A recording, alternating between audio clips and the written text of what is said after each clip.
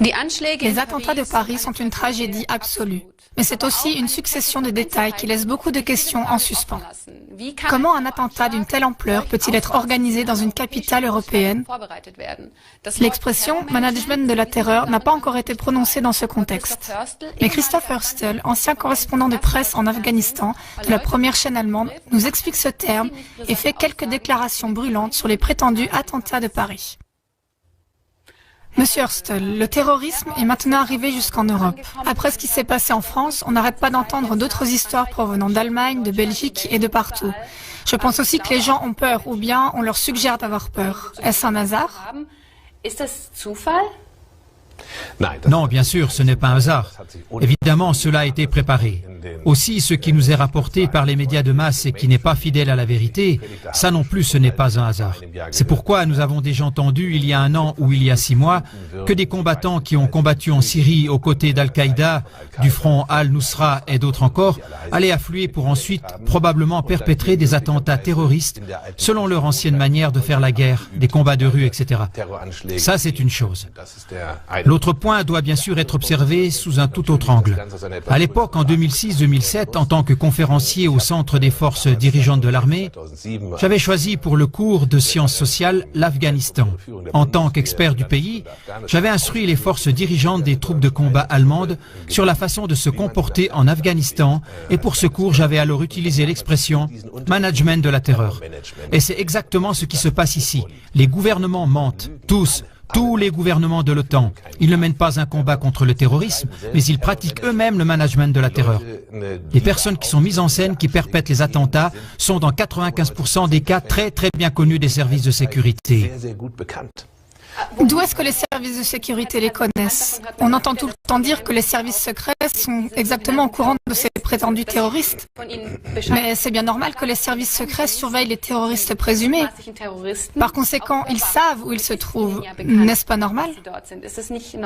Alors tous ceux qui ont fait la surveillance jusqu'à maintenant devraient être virés, par exemple dans le cas de Paris, parce que visiblement ils n'ont pas eu beaucoup de succès avec leur surveillance. Oui, mais que devons-nous faire? Ce n'est pas parce que quelqu'un est un terroriste présumé qu'on doit aussitôt l'enfermer. Sinon, il y aurait de nouveau de grands cris. Et d'où sortent-ils ces informations? La surveillance de ces cercles est sans faille. Ils ne peuvent même pas éternuer sans que les services secrets ne soient au courant. Donc, si quelque chose se passe, nous savons qu'ils sont impliqués. Et le problème, c'est que nous savons aujourd'hui que l'État islamique, AIES, ISIS, EI, peu importe quelle abréviation on leur donne, on ne pourrait pas les imaginer sans la CIA, qui a commencé à entraîner des parties importantes de ses troupes en Jordanie il y a quelques années. Et ce qui se passe maintenant, c'est qu'ils arrivent ici en Europe parce que les managers le veulent ainsi. Ils ont pour cela des motifs très concrets. Nous nous trouvons devant un crash financier et nous avons d'énormes problèmes de politique intérieure, de politique monétaire, de politique financière, de politique économique et nous ne voudrions pas que la population se défoule sur le gouvernement comme celui-ci le mériterait. Alors on les distrait avec ce genre d'attentat. L'attentat de Paris sur Charlie Hebdo est très clairement un attentat terroriste manipulé. Il y a assez d'indices pour cela. Non seulement les auteurs étaient connus des services secrets, mais justement la carte d'identité laissée dans la voiture, c'est une chose qu'aucun braqueur minable n'aurait faite. En principe, on devrait trouver tout le déroulement étrange. Les témoignages personnels au sujet des auteurs sont étonnamment positifs. Tout cela n'est pas cohérent. Et ensuite, nous avons un écho médiatique indiscutablement cohérent qui semble convenu et finalement, nous avons l'écho politique. En Allemagne, les droits des citoyens sont restreints, ainsi que le droit pour avoir un passeport. Et tout ça, ça a été tout réglé en un rien de temps. Mais ça, c'est peut-être quand même nécessaire. Je veux dire... C'est nécessaire. Si on veut avoir les terroristes sous contrôle, vous dites qu'il y a une surveillance sans faille. Par conséquent, on aurait déjà pu tout maîtriser au préalable, dans le cas de Paris. En effet, en Allemagne, on voit maintenant toujours plus, par exemple, actuellement dans une situation à Berlin, qu'il y a eu une intervention où on a arrêté 2 Turcs. On a aussi une intervention à Wolfsburg, ce qui veut dire qu'on voit quand même que nos forces de police sont en alerte antiterroriste. Ils sont en alerte et un gouvernement qui pratique le management de la terreur via le ministre de la Défense, le ministre des Affaires étrangères et le ministre de l'Intérieur. Ce sont ces 3 qui, dans tous les pays de l'OTAN, sont coupables et devraient être mis en prison. Bien sûr, ils vont réfléchir comme quand allons-nous mettre en œuvre un attentat terroriste? Nous allons y recourir lorsque nous aurons l'impression que la population devient nerveuse d'une manière ou d'une autre, parce que le système politique de son pays ne lui convient pas. Ils le mettront en œuvre lorsqu'ils auront l'impression qu'ils en ont besoin, parce qu'ils n'arriveront pas à faire passer certaines restrictions, des droits civiques ou des lois hostiles à la démocratie. Donc encore plus de surveillance, etc. ou d'autres choses semblables, comme par exemple la loi sur les passeports qui a été adoptée. Par exemple, ce sont exactement ces points-là. Lorsque le gouvernement a le sentiment « Ah, nous arriverons à faire passer la loi sans attentat terroriste », bon, on va quand même arrêter quelques personnes, parce que ce sont peut-être des cercles qui sont contrôlés, mais ils sont quand même peut-être capables de se débrouiller tout seuls. Donc, le management de la terreur est un business très compliqué. On connaît cet exemple dans le cas de la NSA, où les services secrets intérieurs, les services de la sécurité et du territoire avaient de toute évidence comme habitude de coopérer avec un groupe de tueurs d'extrême droite. Et ça, c'est de ces problèmes qu'il s'agit là. Si on regarde où cela nous mène à l'avenir, on a juste besoin de regarder quelles sont les données générales. Si on a une crise, alors le gouvernement s'assure qu'elle garde la population dans la confusion par ce genre d'attentats orchestrés. Et ça, c'est en principe du point de vue du management. Les attentats autorisés, les personnes qui se promènent par là. Ce sont là quand même des accusations virulentes. Oui, c'est une accusation extrêmement virulente. Il serait temps qu'elle se fasse entendre de plus en plus fort.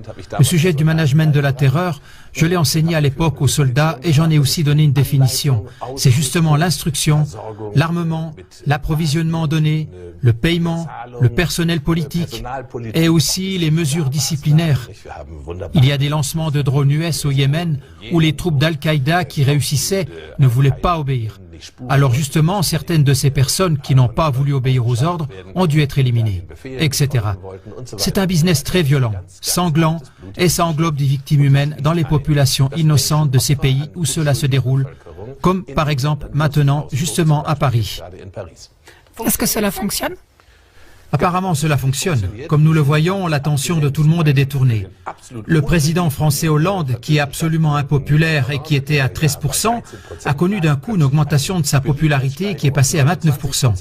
On se trouve en plein dans un vol à hauteur de billions par la mafia financière dirigée par la Banque centrale européenne pour acheter à grande échelle des papiers sans valeur, de façon à ce que la Suisse fuit l'euro avec effroi. Et ainsi entraîne tout le navire à chavirer. Et ça, on doit bien sûr absolument le détourner. On ne peut pas laisser les gens venir à l'idée de vouloir tout d'un coup s'attaquer à la mafia financière. Ce serait vraiment déplacé. C'est pour cela qu'on a besoin d'une attaque terroriste. Merci beaucoup, Monsieur Stel. Est-ce donc juste une diversion ou un terrorisme aux motivations vraiment religieuses? Car effectivement, une étude nous parvient d'Europol pour l'année 2013 qui dit que les musulmans ne seraient responsables que de 2% des attaques terroristes des 5 dernières années. Et si on regarde l'année 2013 de plus près, on voit 152 attaques terroristes dont seulement 2 avaient des motifs religieux et 84 des motivations nationalistes ou séparatistes.